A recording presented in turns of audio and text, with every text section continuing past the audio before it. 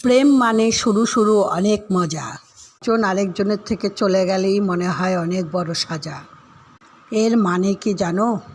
যদি তুমি কাউকে অনেক ভালোবাসা দিচ্ছ, সে তার মূল্য দিচ্ছে না, তবে তার জীবনে প্রভু তারই মতন একজন পার্টনার জুটিয়ে দেন, আর তখন তোমার হার্ট ব্রেক হয়। তখন মনে করো বেঁচে থেকে কোনো লাভ নেই। কিন্তু বন্ধু, ভগবান যা করেন মঙ্গলের জন্যই।